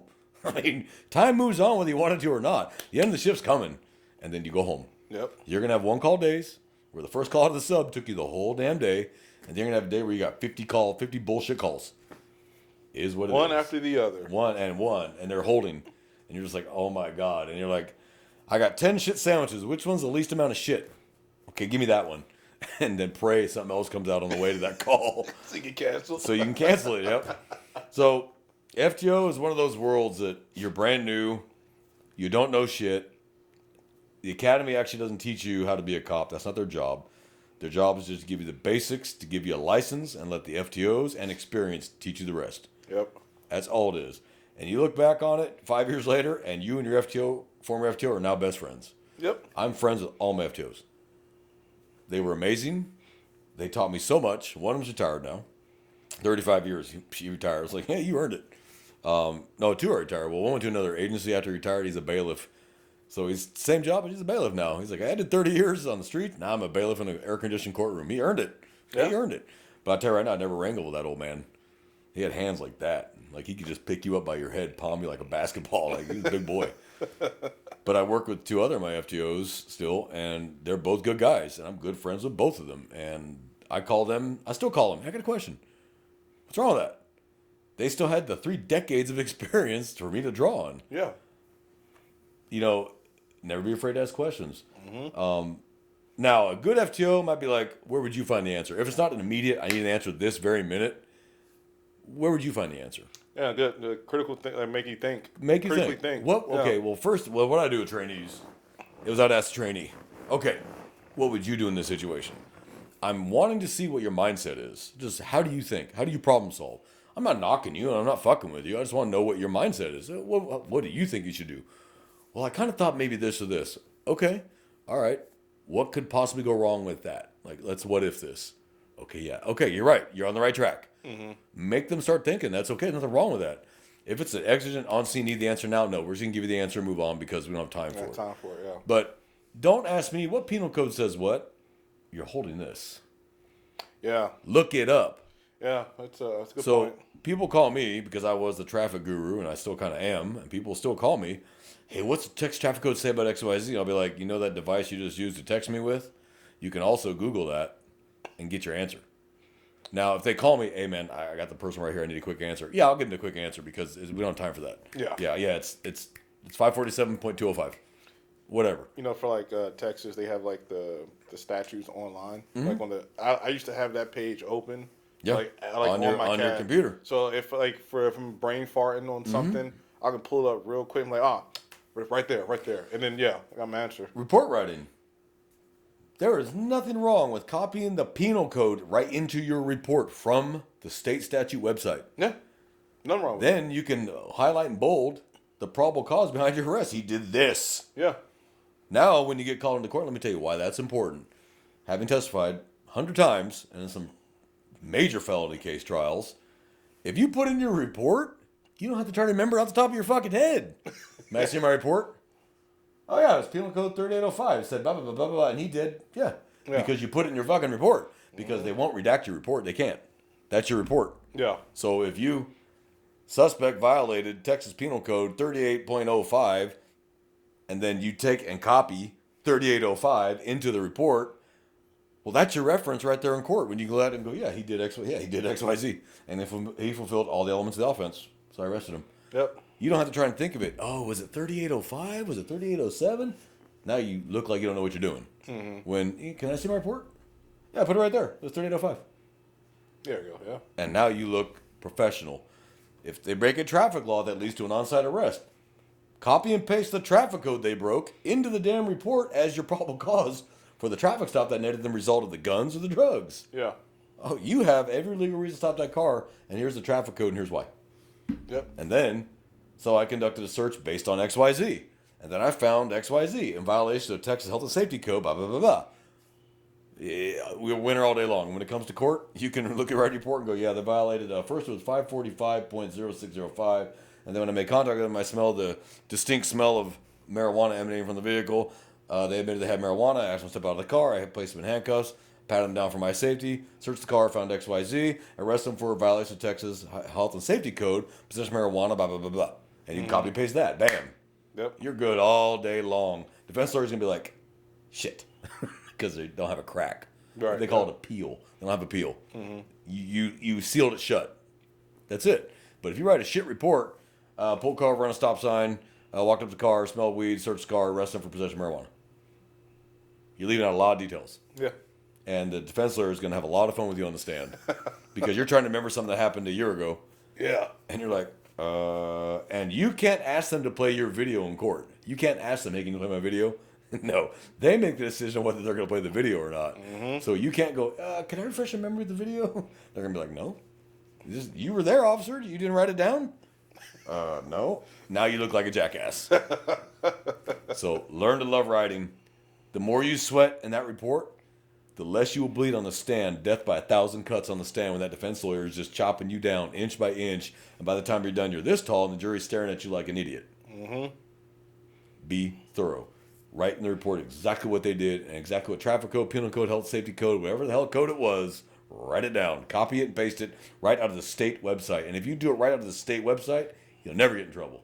Don't use those third party. Go straight to the state statute website and pull those because those are directly out of the state. Cannot be challenged. Yep. Where'd you get this information? Directly out of the state website. On the state penal code website. Bam. Can't argue with that. Can't. That's right out of the. I didn't write it. But if you do some of these third party websites, and if they copied and pasted, or maybe they changed something, you didn't catch it.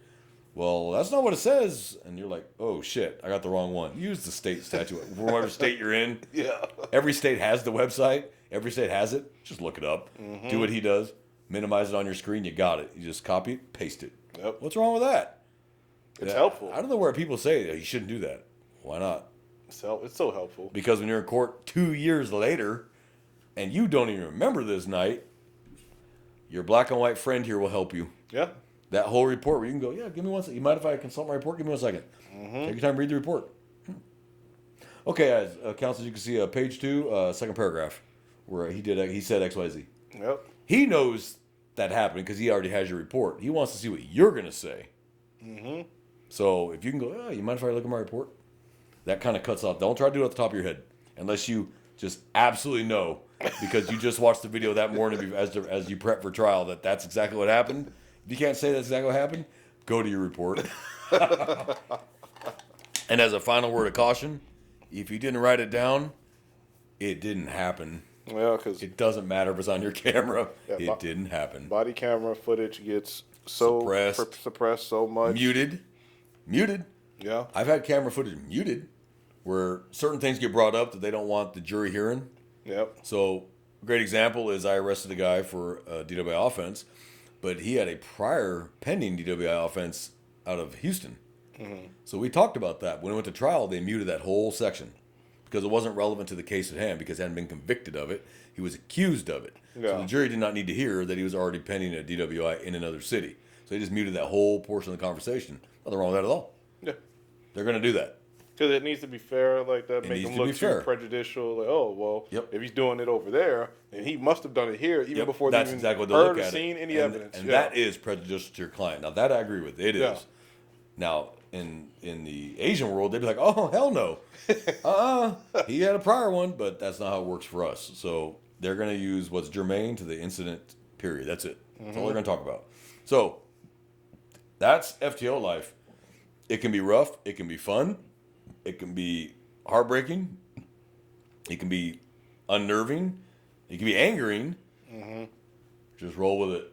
It doesn't last forever, whether it's 3 months, 4 months, 6 months, a year in LAPD. It doesn't last forever. And then it's over and you move on.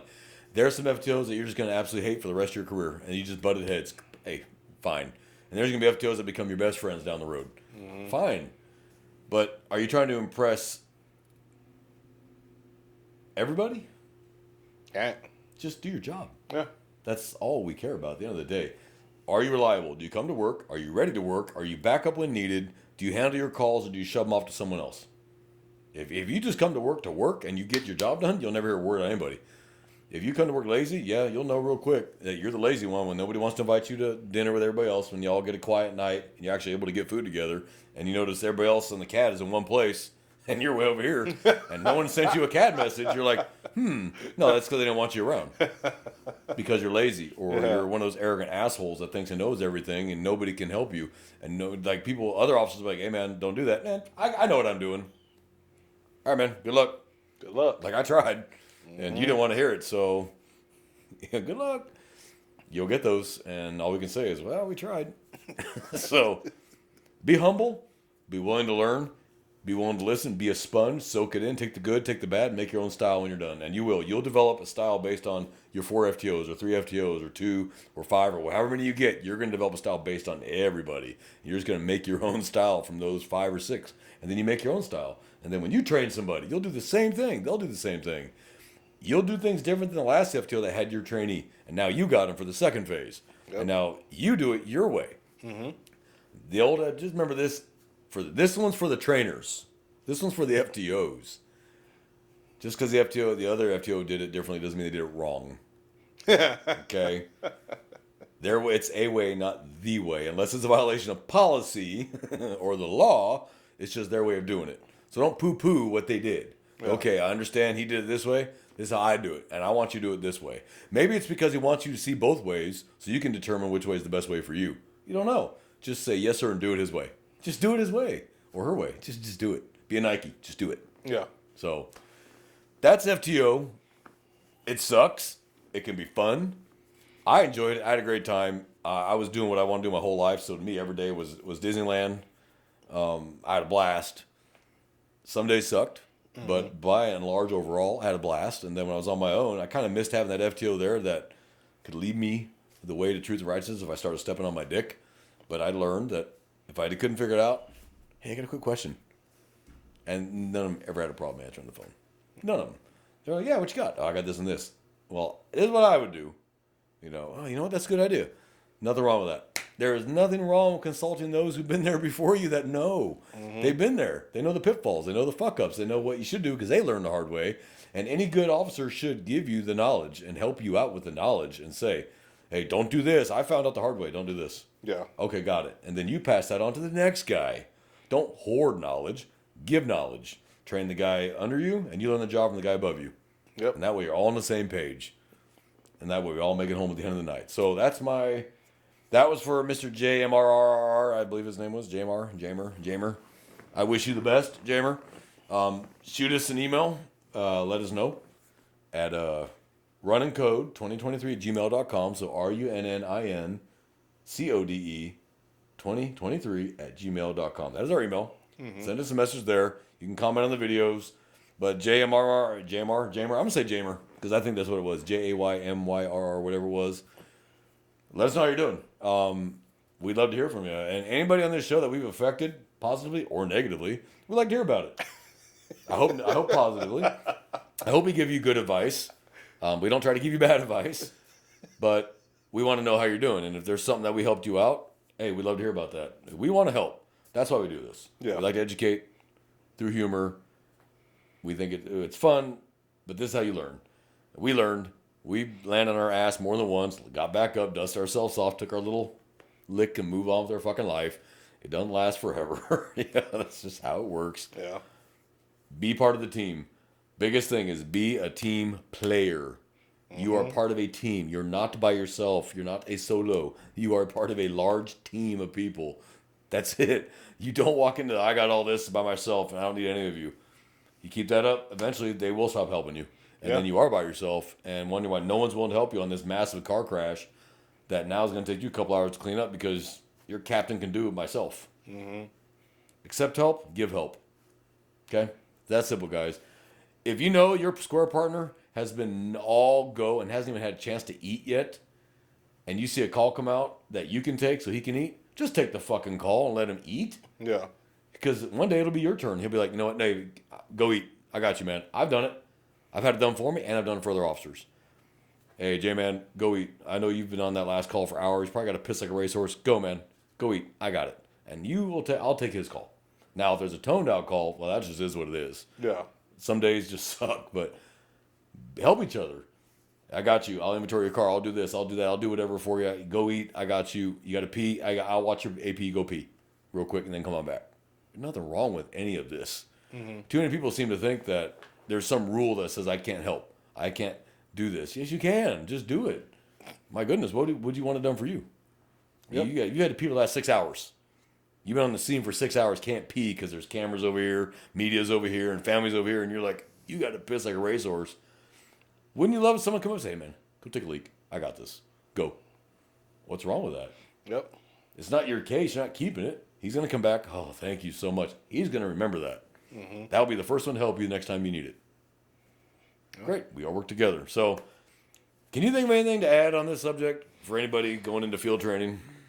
No. I think we covered a lot. Just keep an open mind, have fun. Be a sponge. Be a sponge. You're going to make mistakes. Oh, yeah. You're going to make mistakes. Just recognize them and move on. Take everything, like everything as it comes. Don't be afraid to ask the questions. It's just, and it's going to end. It's going to end. It don't last forever. Yeah. It does end. It may seem like it'll last forever, but it's not. Oh, first day of FTO, the end seems so far away. It zips by. All of a sudden, you're like, oh shit, I'm by myself now in this car. Yeah. And it's just me and my decisions. Yeah. And ain't no one got my ass now. It's me. That's your first real oh shit moment. Oh shit. It's funny. I found myself like driving to like the places where my FTOs went. So it's like because I didn't know where to go. Yep. So I just went where they would go. Yep. Yep. Like because it was like a routine. Like. Yep. I always knew what pizza joint we were eating at on Wednesdays. Every Wednesday. That's where all the old hats were going to meet for pizza. I learned where the best pizza and taco joints were in town. Yeah. Places I'd never even heard of and would never have gone into otherwise. Now I love. Yeah. I'll go to that Roach place. Are you kidding me? That's the best tacos in town. And then you go in there. Hey, these really are the best tacos in town. Yeah. Mm-hmm. So, hey, the old hats know where the good places to eat are. Ask the old hats. They'll tell you where the good places to eat are. Oh, yeah. And they'll tell you which places to avoid, too. Oh, yeah. So learn that, too. Oh, yeah, we've arrested everybody in that staff. Okay, good to know. So, we hope you enjoyed today's show. We're sorry that we have such a gap between them. It's crazy busy. We're coming into the holidays too, so we're not going to be able to consistently get together to do this. I don't want to do it by myself. I'd rather have J-Man as my partner because it sucks, being by yourself. It's another lesson for the streets. Two's always better than one. One is none. Yeah. So I encourage, if you're going to go into this line of work, talk to other people that have been there. Go to the agency that you're interested. Ask questions of officers. Most officers will tell you. Most officers will talk to you. If you talk to them like, hey, I'm interested in applying here. Don't just talk to one officer, though, because that could be the one disgruntled guy you happen to run into, and he's fuck this place. It's blah, blah, blah, blah. And it turns out actually a really good agency, and he just screwed himself. Mm-hmm. So talk to several different officers and just kind of get a feel. Now, if you talk to 6 officers and they all say, run, okay, probably should run. Because they're all 6 telling you that. If you got one that says this place is shit and the other 5 go, no, it's not as great. It's probably a good agency. But do your homework. Yeah. Ask questions.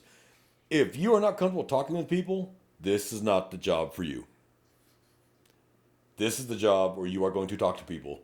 And you have to talk to everybody. Old, poor, rich, young, black, white, short, tall, veterans, con men, sexual assault victims. You're going to talk to everybody. You don't have a choice. So learn how to talk to people. Be comfortable talking to complete strangers. Because that's who 99% of your calls are. Complete strangers that have no clue how this job works. Your job is to help them answer their questions, educate them, arrest them if you have to, XYZ. So if you're one of those that I don't like to talk to people, you're in the wrong job. Because you're going to talk to a lot of people. Yep. I don't like to talk to people either. But guess what? It's the job. So suck it up and deal with it.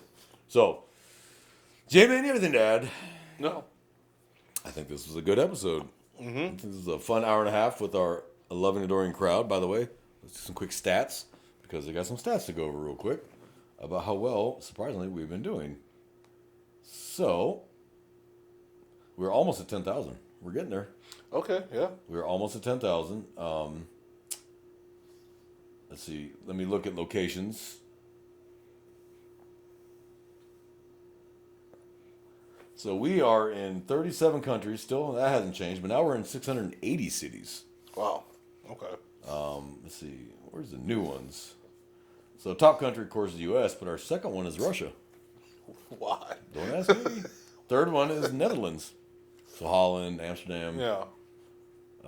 Then the U.K., then Hong Kong, then Singapore, Canada, Israel, Spain, Japan. Okay, even Jackson's in there. Yeah. Let's see, I'm trying to find the screen where it shows where our newest cities are so we can give them a shout out. A lot of East Coast. Longview, Texas. Waxahachie. Oh, okay. Ho Chi Minh City, Vietnam.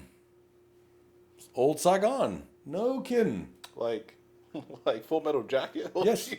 Ho Chi Minh City, because when their war ended, they renamed Saigon Ho Chi Minh City. Oh, okay. Wow. So, well, Wow, okay.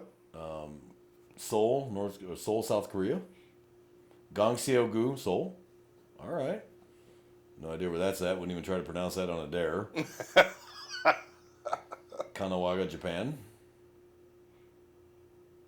Incheon, Korea. Johannesburg, South Africa. Oh, okay, yeah. Toronto, commies. All right. Toronto. Did I say that out loud? Did I say commies out loud? Hey, Toronto has a good baseball and hockey team. That's very true. Still Canadian though, so I do apologize for that. It's like Wish America. It's like Wish United States, Hey, Canada. I like the poutine. What? Just throw me some poutine. No, I'm good. Gravy, fries, and cheese So- curds. Well, something wrong with you. So, from J-Man and I, brothers, sisters, please watch your backs. Please take care of each other. Please work with each other. Assist each other.